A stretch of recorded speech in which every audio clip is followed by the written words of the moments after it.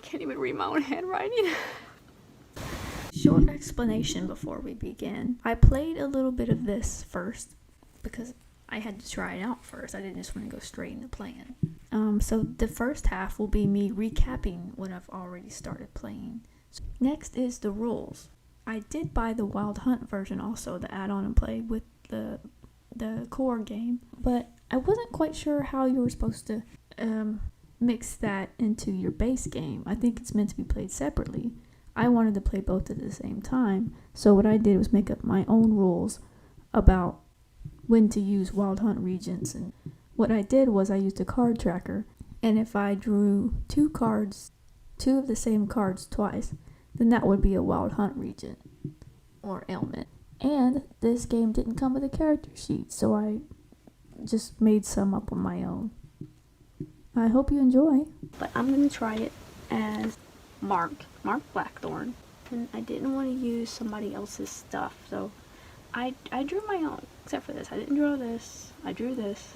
Didn't draw this. Drew this. Okay. First, I'm just going to recap what I've already did and read it. But basically, we're just doing this thing where it's after... Okay, he left the Wild Hunt, but now he's living like somewhere on the border between this and the human world, not really fitting in anywhere. And his goal is just to go day by day until he could see Kieran again. And even the familiar. I drew the Ace of Spades for this one, so that gave him the Foraging ability, which reduces the foraging value of all plant regions by 2. You know, and I'm trying to stick true to the lore, so, and I don't want to like cheat myself, so that's only going to happen if he's actively involved in it. If he's not even anywhere nearby, I'm not going to use it. Okay, and the calendar. I know this is, let me see, I don't know what I did with my notes.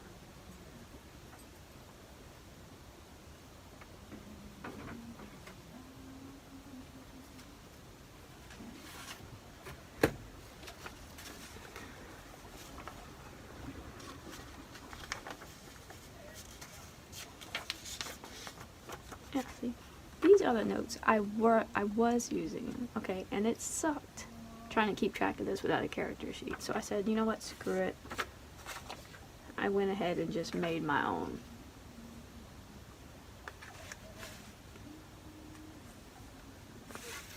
So, and that would be, I know we're going to start on week 1, day 1. Okay, and reputation.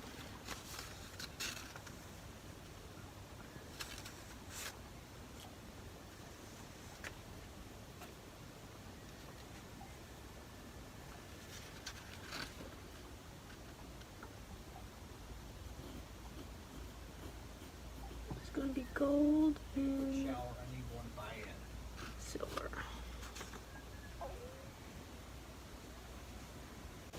Okay, I'm just going to start.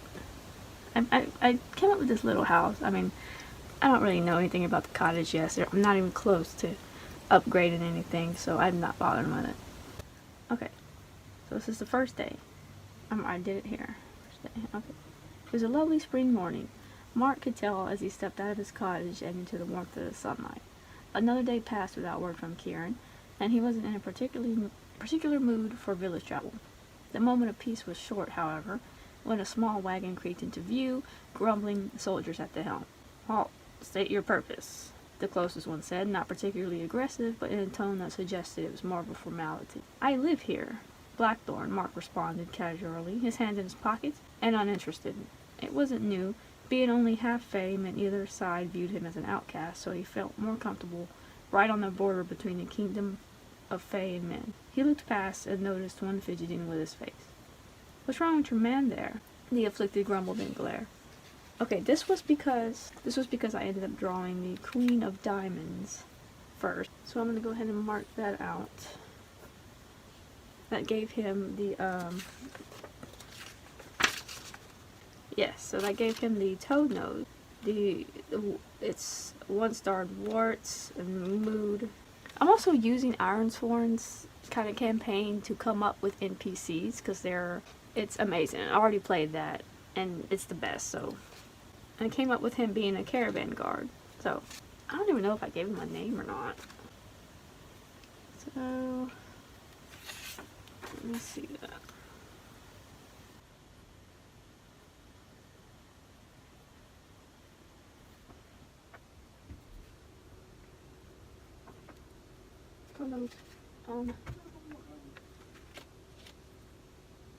Yeah, so we're gonna put that back. Okay, and anyway, he's like, what's wrong with your man there? And the afflicted guy grumbled and glared. So I drew the card first, figured out the ailment, and then came up with the story. I'm just recapping, remember, so I know it's a bit complicated. And then, okay, yeah, when he didn't answer, Mark relaxed his posture. Maybe I can help. If you're going to that forest, you'll need your full wits about you. Take a rest tonight, and I'll try to help your men. They looked so visibly relieved that the captain couldn't say no. Mark almost felt guilty for insisting it. As they started to unwind, Mark looked through Kieran's notes, the last piece of him that he had told. Okay, instead of like finding the letter from the previous owner, we have like notes from Kieran or whatever, because that's what we're doing. And it took a while, but by noon he was in a verdant glade surrounded by nature's beauty. To most, it looked like every other, but Mark could feel it, the half-blood in him ringing with song. For this one, I had to... Where did that go? Yeah, when I looked it up, it said,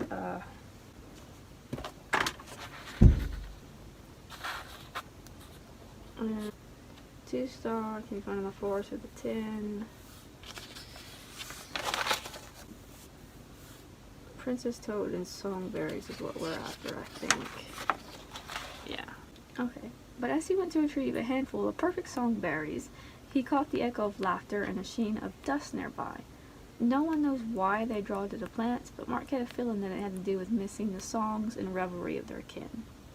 Because they say that fairies or whatever dance around songberries. Reveries were a legend where he'd come from. That's just a callback to the revelry that happened in the books. The trouble with this is that I don't remember what I drew. Mark carefully wrapped the berries in a common handkerchief, stowing them away in his back. He was fastening it when the air changed and he looked up. Anyway, we're doing the satchel thing. Watching as the silver-bearded man walked forward, the grass seeming to part for him like he couldn't be bothered. This one, the card said, you meet like a druid or something that gives you one of the regents you need. Anyway, Mark said, oh, have I disturbed you? Is this land yours? I found some songberries if you need some. Mark offered apologetically, their respect trained in him impossible not to manifest. Your berries won't be any good for me, I'm afraid. Use it on someone who's still early. Mark hated the option, but admired the old man's response. It's dangerous to walk out here for a stroll. The court patrols all the time. If the hunt comes across you... And he surprised himself at how worried he sounded for the old man he just met. Don't concern yourself about me. I've been here far longer than these woods. There was a twinkle in his eye as he said it. Mark hesitated a moment while the man seemed to wait patiently for him to get nervous, just enough from the silence, the sprouts of mushrooms flourishing on his robe. So he meets this old man, right? This druid that just comes out of nowhere while he's gathering songberries. And he tries to warn Mark that you're too close to the, where the wild hunt patrols. Mark says he's not worried, but, the old man has all these, mushrooms growing off of his robe. Which is a strange aspect. Then, why have you come to me? The man turned and started walking, Mark following close behind. The forest seems so alive, the animals bounding, plants colorful and healthy. It's my duty to protect everything that lives here. This forest is a source of my power, and thus I cannot leave it. Mark knew this tale. He'd heard of an old druid, but keeping to himself solved most problems. These soldiers you've taken in, they don't mean any harm, do they? Mark shook his head. So, the wizard is also concerned about these human soldiers, getting close. Now they're staying in Mark's place while he's going out to hunt for the berries. to help the soldier guy.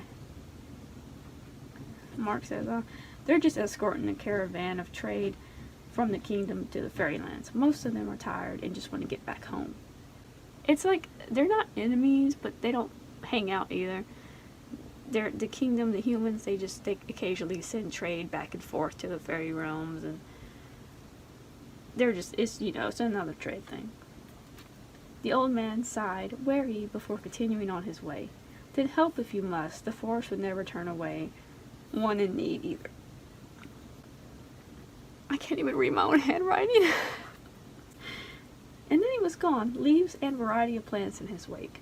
One of them Mark bent over and retrieved, looking similar to that of a common mushroom. Except for being blue, it was almost indistinguishable, usually growing around oak trees. Not his favorite, from how they kill all the other plants. It's a personal thing I have with oak trees, okay? Don't ask me about it, but... Okay, I don't remember what card I drew to get that result. So we have that now, too.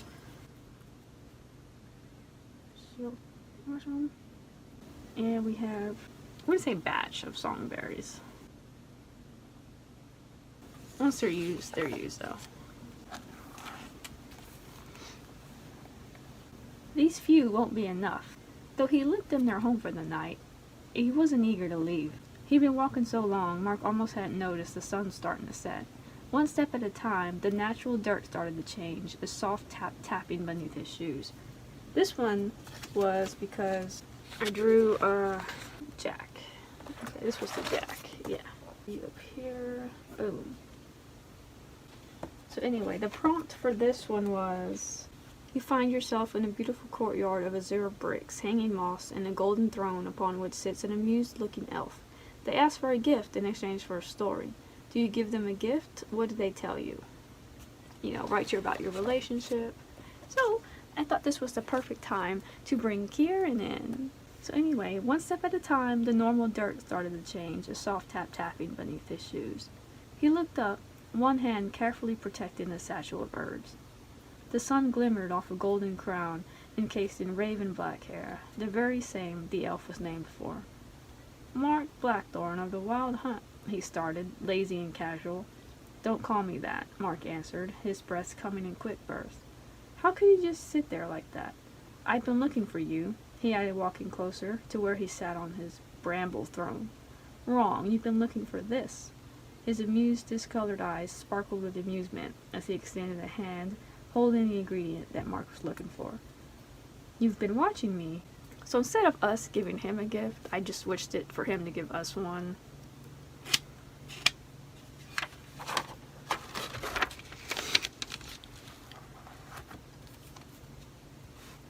I'm always watching you. Mark felt a sudden pang of sadness. He understood that Kieran was bound to his duties of the throne, even if he managed to pierce the veil for a moment for this meeting. There is no time for this. I've come to warn you, the Wild Hunt is riding again. Please be careful. Mark was surprised he risked a warning like this. When will I see you again? Kieran, King's son, didn't answer, and the moment was gone. Nothing but trees and nature remained, and in the place of the sunlit throne, a stump was there. The Princess Toad sat on it like a gift, wearing a small crown. I thought that was cute imagery. Come on now. I know I'm basically writing fan fiction here. Snapping him out of his mood, a pebble hit the side of his head, followed by a chuckle. He turned and saw a small child, knowing better than to be lured in by innocence. You all come out of the woodwork. They just continued to stare until Mark stowed away the regent and sat down cross-legged. This was the 7 of Hearts, I believe. Yeah. I think that's what that was.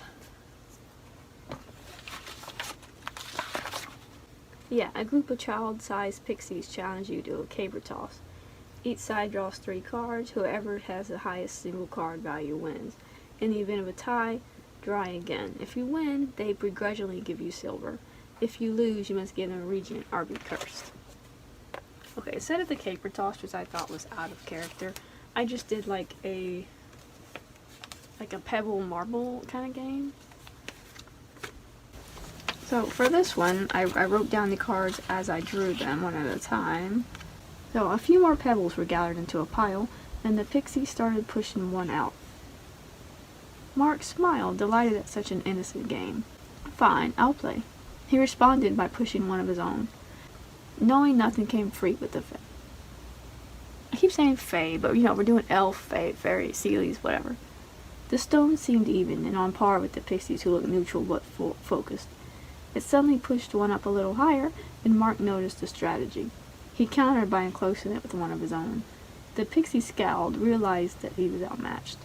The stone pebbles suddenly changed luster, and the pixie was gone, leaving only silver and dust where the stones used to be. He gathered those as well, finding that he made the right choice in deciding to live so close to the border. So he's adapting, okay? He's fitting in here. He's already familiar. By now he'd been out all day gathering and strolling, the soldiers probably wondering where he was.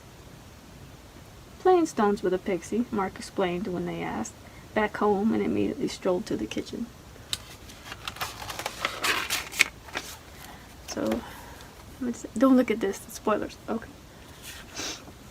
So after that, we got a little bit of silver. I think it was 10 silver. Okay, so we're doing this, right? 10. Okay. The kitchen he was familiar with. The small window that had a view of peaceful tree lines, wings of a butterfly catching his attention for the moment. Mark dumped out his satchel, not as full of bounty as he'd hoped, but still enough. He took the extra mushroom, gift from the old man, stored it away for later use. Now he laid out all his ingredients, taking the final count. He hated having to boil something alive, but it was a gift. Too valuable to be wasted. He looked at it, sitting among the berries with a vacant stare. Mark could see the humor in the toad wearing a crown like Kieran was. So I come up with this recipe, because you have to crush the songberries, and they do add sweetness, and then you have to boil the toad, and I went ahead and added honey and the cinnamon bark because I just did. I envisioned making a pie to feed everybody, okay? So what we're gonna do is put this in pie form. I'm gonna add this to recipes.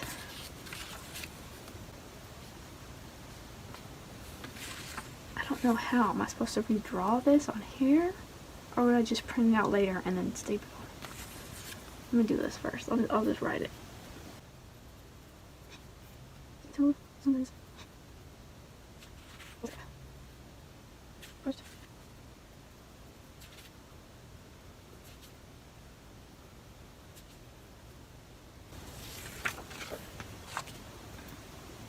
Okay, but also that that depletes our songberries. Okay, we don't have that for use anymore.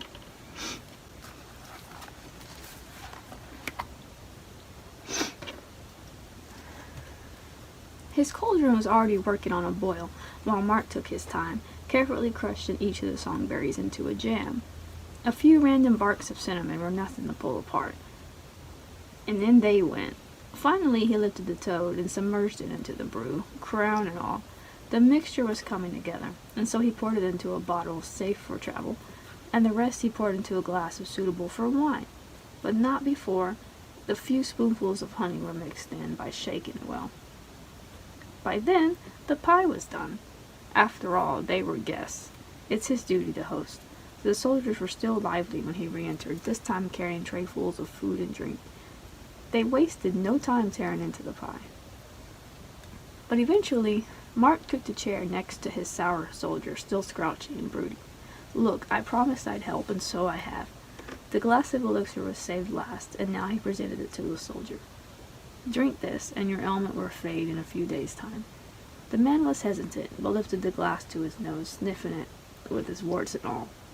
So yeah, we're gonna have, like a little fancy wine glass. It's not medicine.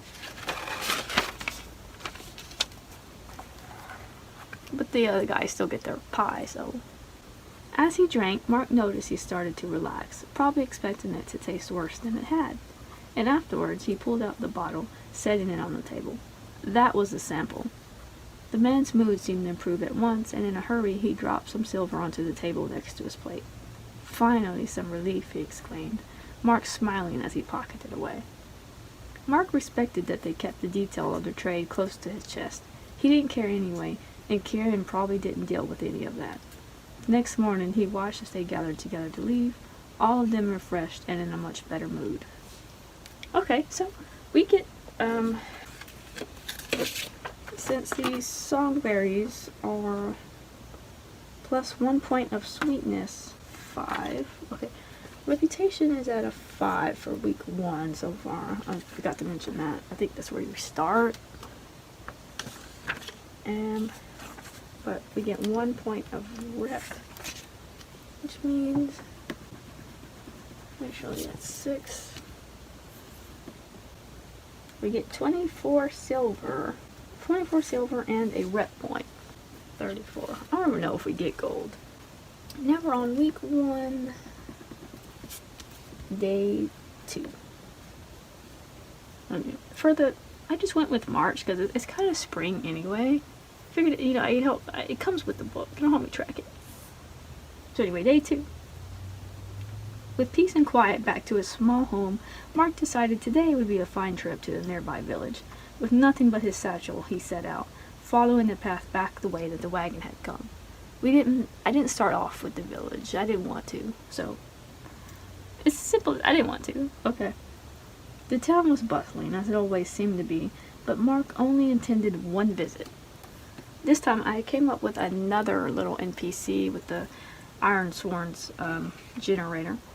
So he cautiously pushed the front door open, and a welcoming voice called out, "Mr. Blackthorn, what have I done today to be graced by your presence?" Mark smiled. He liked Dr. Elias. So this one is Dr. Elias. He's not really a patient because he's a doctor. Okay. It was nice to be welcomed with warmth when everyone else judged him as an outcast, even if it was just an excuse to delve into his medical knowledge. So the doctor finds Mark interesting because he's, from a different, he's an outsider to everyone else, but the doctor can also learn from him. So I was wondering if you could tell me more about this. I found it in the woods near Glimmerwood. Elias adjusted his glasses to get a closer look. "Ah, that's a shield cap you have there. You can tell by the distinct shape. See here?" Mark did see. "Is it particularly useful?" Elias laughed. "Well, if you were superstitious, this mushroom was thought to help with toothaches, or even an old man's bones." Mark made a mental note of it. "Thanks. Do you need anything while I'm out?" "I'm just catching up on paperwork today. Might I suggest a notice boards? And if you're feeling up to it, I'd like you to indulge an old man." Mark turned to show his attention. So the point of this visit was just to go to town, and Mark brought the mushroom to the doctor to see if he could help him determine what it was. But since Mark was already there, he's like, "Well, got time for a favor?" Okay. I've been hearing some strange rumors around town, gossip mostly, but it couldn't hurt to humor it. This mooncap, a rumored mushroom that is said to glow blue, I'd like to study it. But alas, it said that, well, only your kind are accustomed to it. And 115, I think what I did was I combined the two, and then picked randomly from that, and ended up with 115, which equaled mooncap. But that's kind of unachievable right now. So we're going to mark it down as like a quest.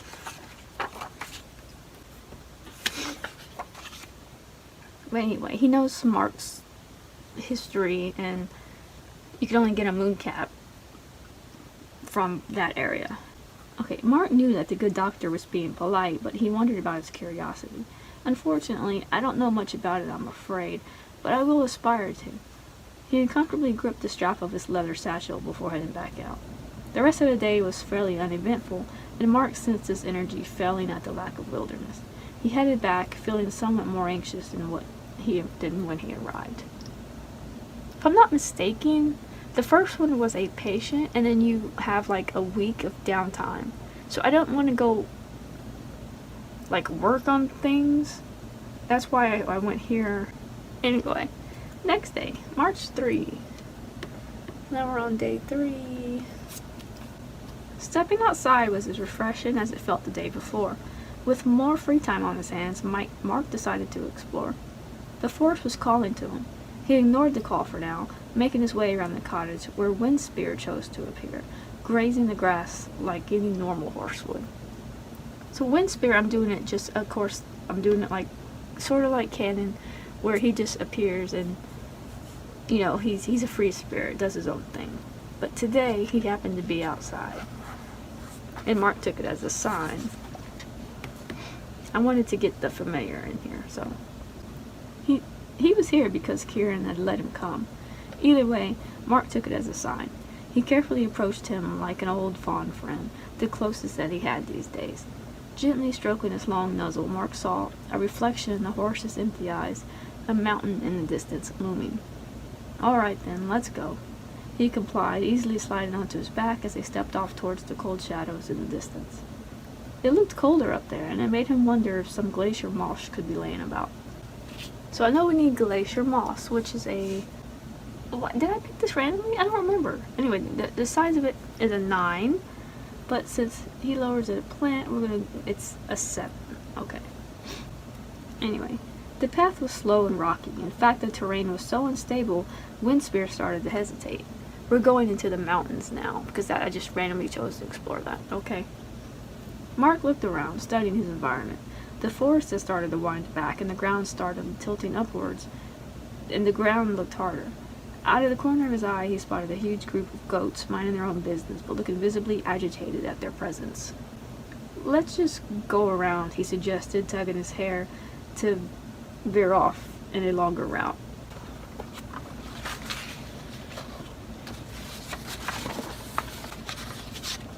I didn't want to risk going back to the same place twice and getting the same event pool. That's why I went somewhere else. Because I'm not sure what to do if that happens. Okay, so here are the mountains. This one I drew a 2. 2 of clubs. While foraging around, a large billy goat takes offense and chases you until you give it a plant region or it tires itself out. Lose a foraging point or 1 region. Oh yes, okay, so because of that we lost a foraging point. Started at 0, we drew a 1. Well, we got 1 point. And we're back down to 0. Gained 1 foraging point. Okay, so yeah, it's just 1 point no matter what card. Okay, yeah, so that one was a 2 of clubs. Anyway, let's just go around it. Right, let's go around the goats.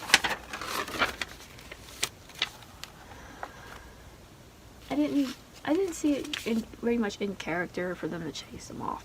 So I made it as a delay. You know, we lost a foraging point. The delay cost them. The journey there had taken a while, and Mark was worried about the toll on Windspear. Still, frustratingly around the base, he noticed a small overhang that was open to a narrow path they'd followed, relieved to find an outcrop flat enough to rest on. But it wasn't empty. A thrum of power beat here, but Mark sensed it be unnoticeable to the common eye. He wanted to touch it, follow the veins of power in the crevice wall, but something stopped him. This was like one of those Wayfarer stones, I think was the card drawn here. Anyway, he climbed down from Windspear, noticing how the horse didn't seem to mind the cold. Despite being spring, a hint of snow peppered the ground in the right places, making the sunlight look even brighter. Then he'd heard it, the steady thump, thump, thump. Mark took a moment, but soon realized the sound of metal against wood. He followed it, stepping around fallen trunks and more broken stumps. He'd almost hated to interrupt. A young woman stood poised, her hand around the handle of the huge axe as she swung it at some helpless tree. Thump, thump, thump. This one was Forrester. And her goal or whatever is to find a person. And redemption.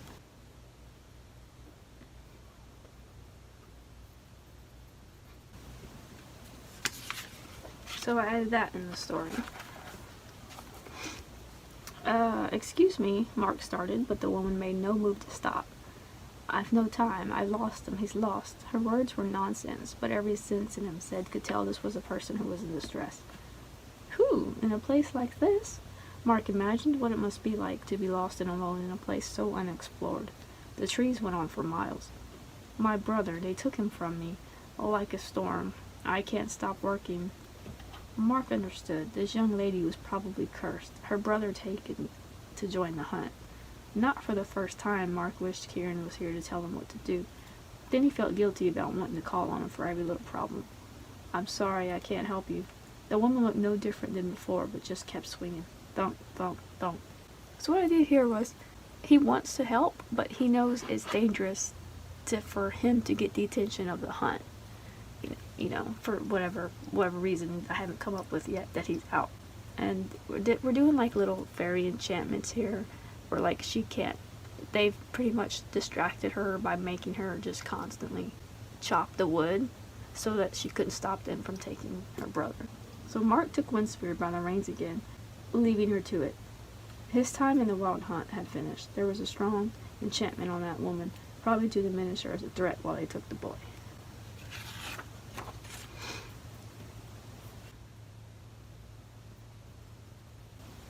Brother is missing. Enchanted. Mark carried on, sitting along Windspear now as they wandered along the rocky base, the sun touching the trees with golden warmth. So this is where I left off. And 2 of spades. Okay, so apparently, 2 is the goats again. We're gonna say, as he rounded another corner, keeping an eye out for the glint of glacial moss. I don't even know what I want it for. I just totally picked it randomly. Planet 4. He heard the distant sound of bleeding. Not again, he rumbled, and the Windspear seemed to share his dismay. Urged at him to take off. I don't want to say he kicked him or reared him, because this is not the typical horse.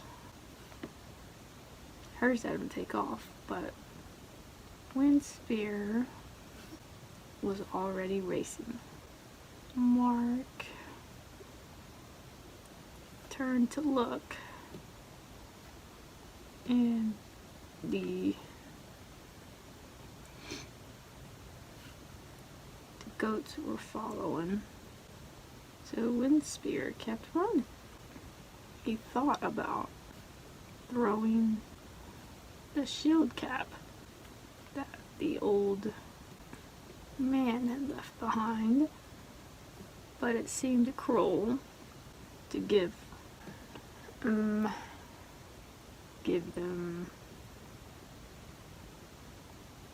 something he didn't even know the effects of. Yeah. We're keeping, canon that he had to go ask the doctor what it meant, so he doesn't know what it means. Okay. What I gotta do? I know I lose a foraging point. It says, lose a regent or a foraging point, something like that. I don't have very many regents, so I'm taking the foraging point. So we're down at 1 again. That sucks. Eventually, things were quiet again, and Windspear slowed to a walk. We'll just call it a walk. I need my cards. Gotta draw. So what I added here was a foraging tracker to keep track of what my progress is.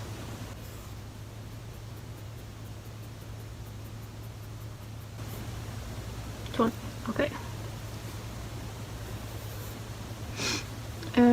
So right now we're on 2. And we're looking for glacial moss, which has been down not 9, a 7, thanks to Windspear. So we're 2 out of 7. Okay. Got these cards from Vegas during my stay. Please, no more 2s. No more goats. Come on. 10 of diamonds. I'm gonna mark that out. And we're gonna see what that is. A shadow suddenly falls across you as a wild griffin dives for you. How do you escape the hungry beast? Lose 2 fortune points.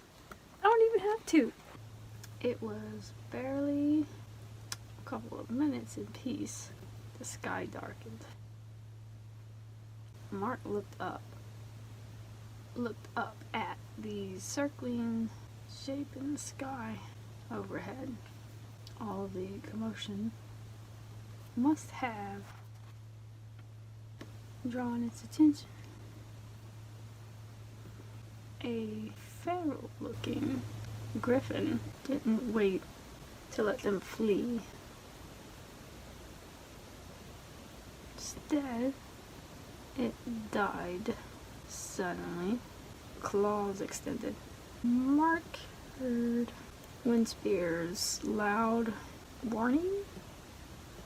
Name doesn't sound right. Their warning, and he dove from the horse's back, dropping to the ground in hopes that he would be a smaller target in the trees, in the cover of trees. We'll say that. Run! Run! Get out of here. Mark knew that Windspear understood, and in the blink of an eye, he was left alone, coveting the ground from another griffin attack. For some reason, I envisioned like a lake here eventually. The giant bird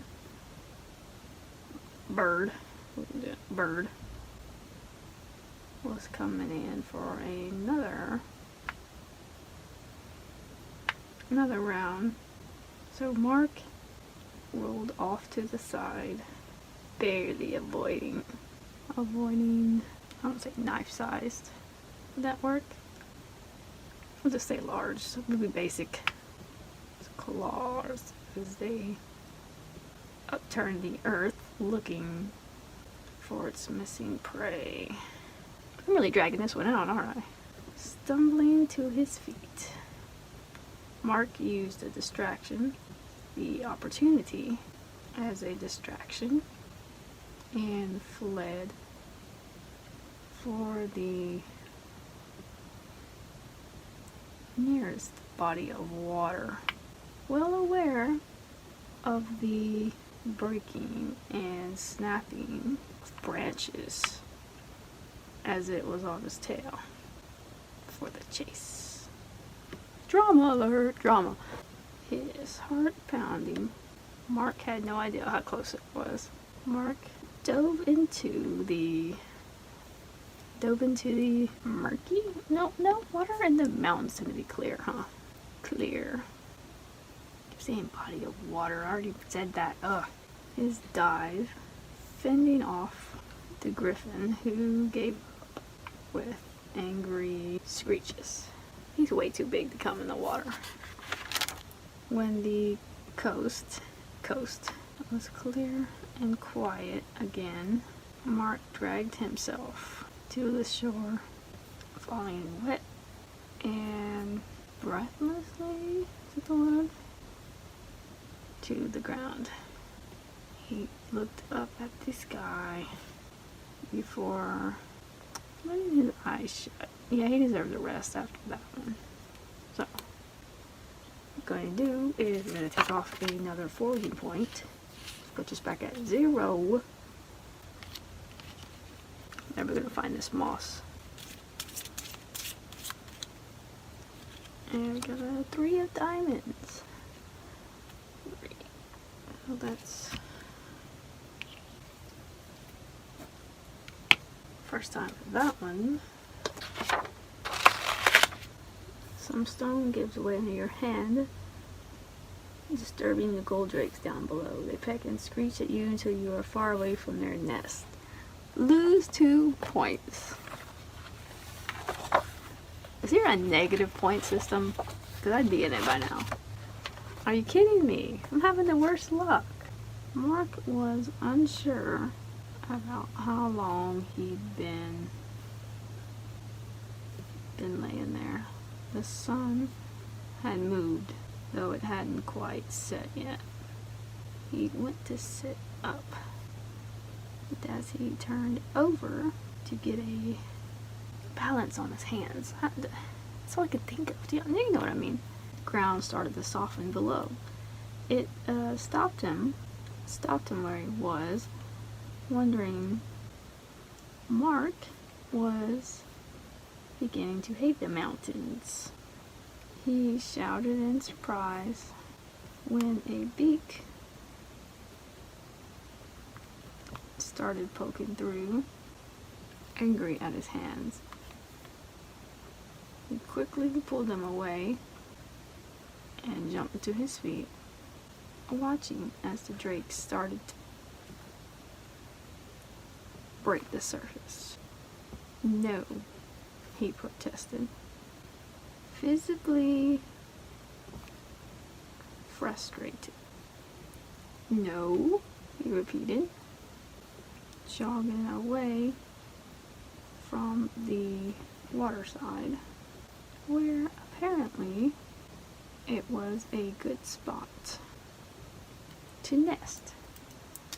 So, I can't lose any more points. Okay, from 0 to 1 to 0 to 1 to 2 to 1 to 0 again.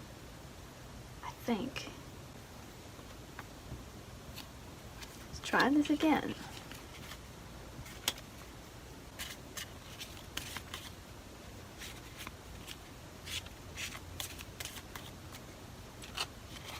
Ace of clubs.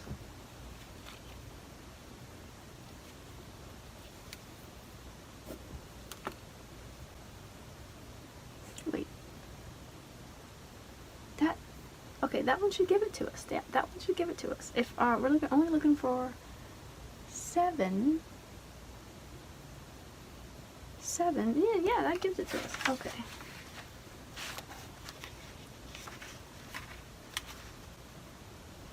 Okay, this one's just talking about the timer and the potion, but I'm not making one. So instead, since I've reached my goal, I'm just going to get the item. Mark walked along the dirt trail that the light was getting dimmer. He held his wrist as he investigated and walked, realizing that the canopy, it's more of a forest thing. The trees were closer together here. It wasn't night yet, but yet there was a darkness blanketing the path, and the trees were the source. He stepped over to one and noticed here what he must have come for. The moss seemed to glow in the lapse of light. So I'm gonna assume that, like, because the moss is here, it's sucking in the light. Okay, giving it the glacial appearance. He opened his satchel, heavier now because of the water, but still durable. In went the moss, a bundle of it that he could hold. By now, he'd had enough of this place, and he'd call when there was light again. Okay, so here's where we end this day. Okay, he's just going back to the cottage, and I'll write that. Mark was in desperate want of the warmth, I'm gonna say warm, comfort of tea by the time they return to the cottage. Okay. So that was day 3, right? So now we're on day 4. And I don't have any more patience, I don't have any more recipes, but we do have some glacial moss in case we ever need some. Because why not? Okay. What does that even do? 3 stars. Nice. Okay. The bright white moss grows on the sides of glaciers and looks at first glance like patches of snow. Experienced mountaineers chew it.